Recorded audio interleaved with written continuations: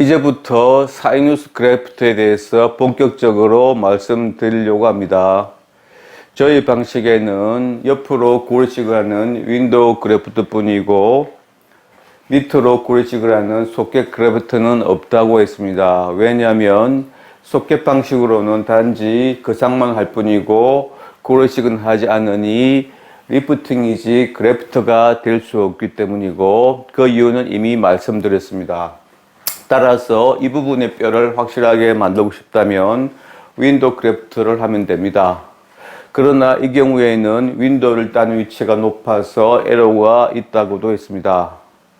어쨌든 잔존 골 길이가 이 정도 남아있는 경우는 둘 중에 선택이 가능하지만, 이렇게 잔존 골 길이가 없으면 윈도우 그래프트를 해야만 한다는데 다들 이견이 없을 겁니다.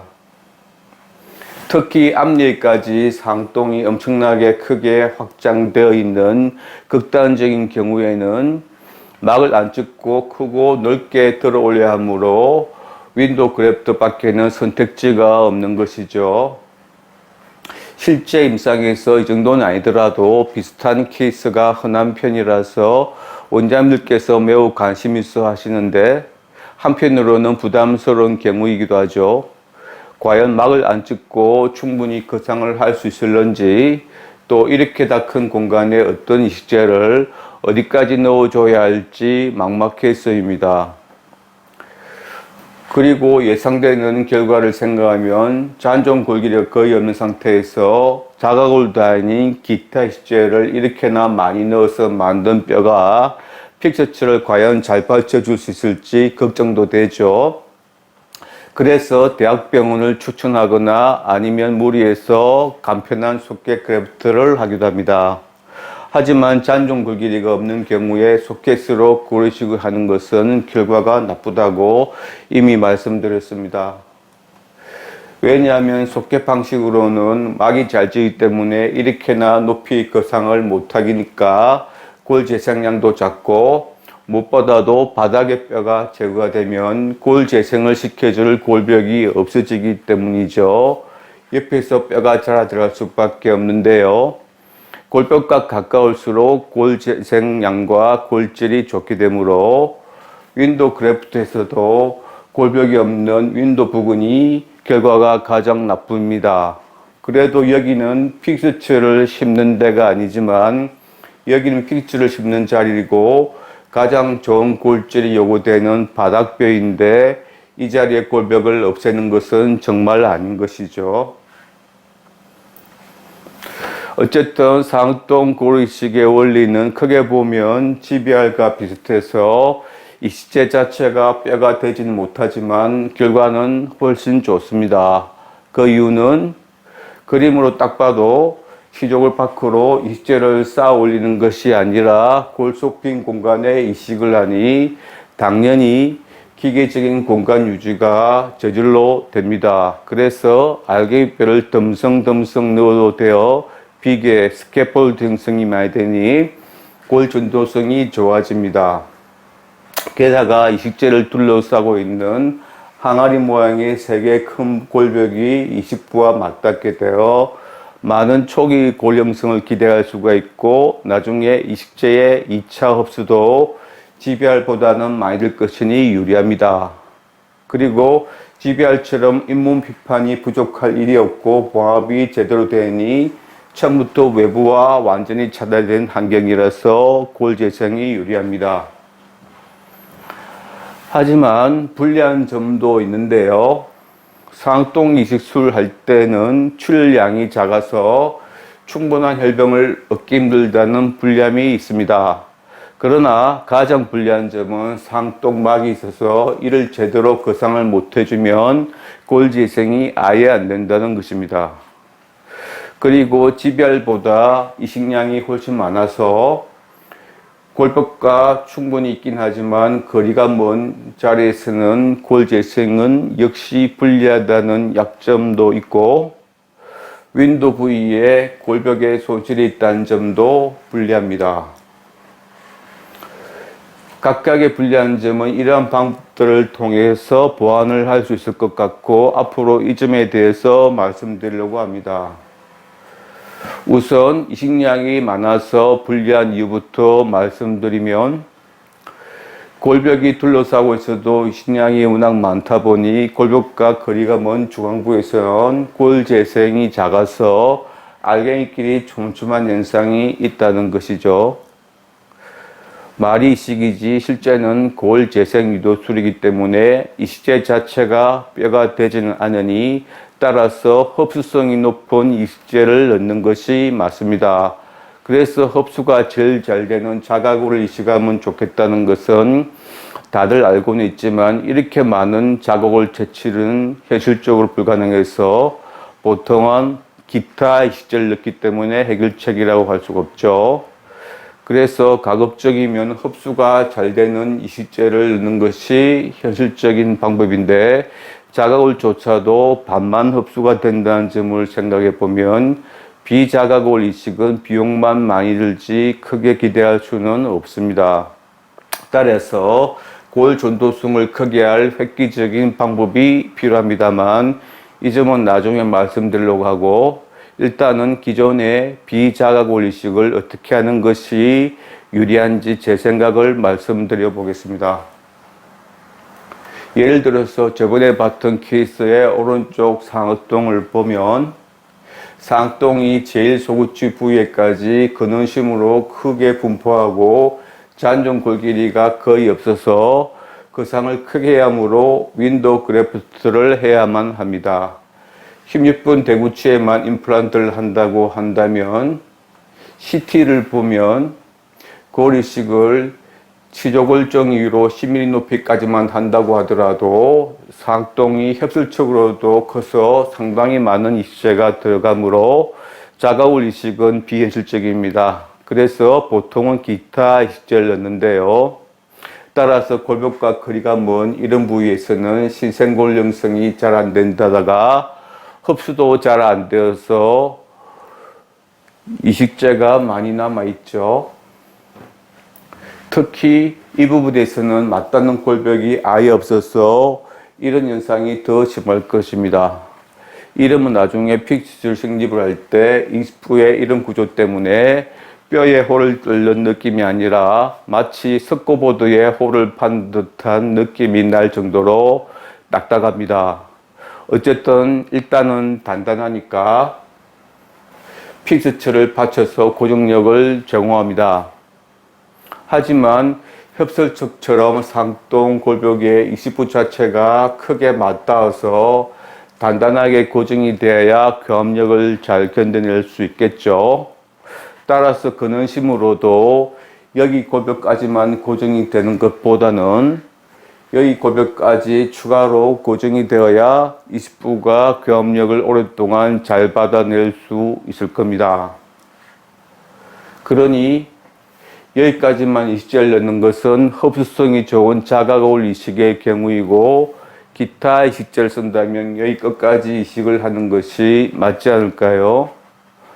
물론 이러면 재생 골질 나쁜 부위가 더 커지니까 이식을 더 한다는 것이 모순되는 말처럼 들릴 수 있겠으나 하지만 일단은 가급적 크고 넓게 맞닿은 상태에서 골벽과 가까운 데서는 비교적 골형성이 많이 된 힘으로 익스프 자체가 상동 속에 단단히 고정이 되어야 교합력을 오랫동안 잘 이겨내지 않겠는가 하는 것이 저의 생각입니다. 그래서 저는 여기까지 크고 넓게 이식을 했습니다. 그러나 이렇게 크게 이식을 하려면 막이 안 찢어지고 크게 거상이 되어야 합니다. 근원심 방향으로는 거상이 대체적으로 잘 됩니다만 협설 방향 쪽으로는 거상이 어려운 경우가 많은데 이 경우는 막이 다행히 상당히 두터워서 쉽고 크고 넓게 거상을 할 수가 있어서 이식을 크게 할 수가 있었고 엑시알 뷰를 보면 위로 10mm 높이에서는 엄청나게 넓어서 좁은 데는 9mm, 넓은 데는 14mm가 됩니다만 다 채웠습니다. 나중에 지름 5mm 픽스처를 심더라도 옆에 골벽과의 거리가 5mm 이상이 될 텐데, 골벽과 거리가 먼 이런 데는 잔존 이식제가 많지만 골벽과 가까운 데는 이보다는 신생골이 더 많이 형성되고 골벽과 넓게 맞닿은 덕분으로 이식부 자체는 상동 속에 고정이 강하게 될 수 있는 것입니다. 그래야 픽스치에 전달되는 교합력을 견딜 것입니다. 이런 이유로 자가골 이식이 아니라면 기타 이식제는 크고 넓게 이식을 하는 것이 좋겠다고 저는 생각합니다. 이 반대 예로서 이식이 작게 된 경우를 보시면 26, 27 대구치 자리에 상동 이식을 한 결과인데, 바닥의 위치가 원래 이 높이였던 것 같고 근원심으로 양쪽의 골벽까지 이식이 되지 않아서 26번, 27번 자리에 임플란트를 하기에는 재생 골량이 각각 조금 부족해 보입니다. 그리고 재생된 골질도 둥그스름한 이 부분까지는 좋고 나머지 이런 부분은 골질이 나빠 보입니다.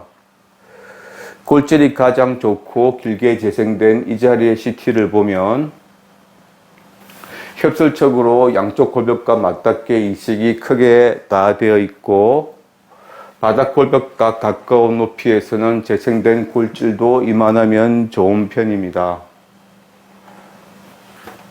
하지만 그러나 위로 올라갈수록 저 골벽과 멀어질수록 하얗게 군데군데 보이는 것은 흡수되지 않고 남아있는 잔존 이식제입니다.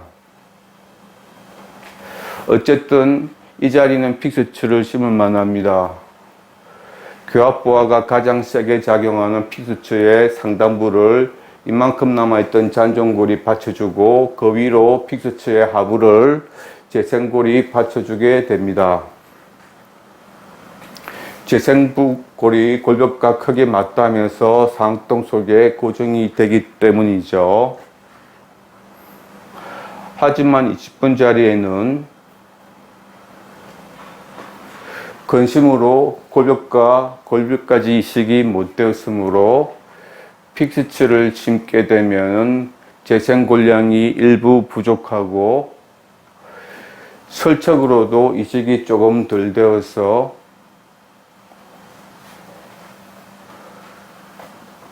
골량이 일부 부족하므로 길이가 짧거나 지름이 더 작은 픽스처를 심어야 할 상황입니다. 그리고 27번 자리에는 픽스처를 심게 되면 픽스의 근심이나 협설적으로는 골량이 부족하지 않아 보이지만 픽스처의 원심적으로는 골벽까지 이식이 안 돼 있으므로 픽스처를 받쳐주기가 힘들어 보입니다. 왜냐하면 이 부분의 재생골은 골질도 나쁘지만 협설적으로도 골벽과 전혀 맞닿지 못하고 단지 앞에 붙어서 공중에 떠 있을 뿐이기 때문입니다. 그래서 픽스처의 고정력에 큰 도움을 주지 못하게 됩니다. 이처럼 이식이 부족하게 되는 이유는 여러 가지 사정이 있겠는데 이 케이스처럼 보시다시피 상동막이 얇으면 찢어지기 쉬워서 거상을 다 못하거나 혹은 일부 찢어서 이자가 삐져나갈 수 있는 것이죠. 그래서 안 찢고 거상을 다 하려면 일단은 창을 크게 따는 것이 유리합니다. 하지만 창을 크게 따면 딸수록 골벽의 손실이 커져서 골 재생에 불리한 것도 사실입니다.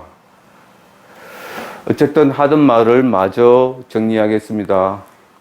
가급적 흡수성이 좋은 이식제를 넣는 것이 좋은데 이식량이 많으므로 골 전도성을 올릴 필요가 있습니다. 그러나 듬성듬성 적게 넣는다고 해서 이식제가 이렇게 서로 간에 충분하고 균일하게 떨어져 있게 배치되지는 않고 게다가 상동 수술에서는 출혈량이 작아서 이렇게 많은 혈병이 생기지도 않습니다.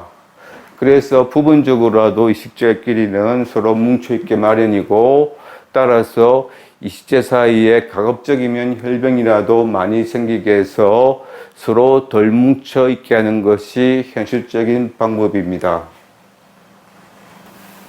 따라서 이식재를 식염수에 적셔서 그냥 넣지 말고 별도로 체이라도 해서 피에 적셔서 넣어주는 것이 혈병을 조금이라도 더 얻는데 도움이 되겠습니다. 그리고 이식부의 고정을 위해서 최대한 넓고 크게 이식을 하는 것이 좋겠는데, 그럴 수 있으려면은 막을 안 찍고 크게 거상을 할 수 있어야 합니다.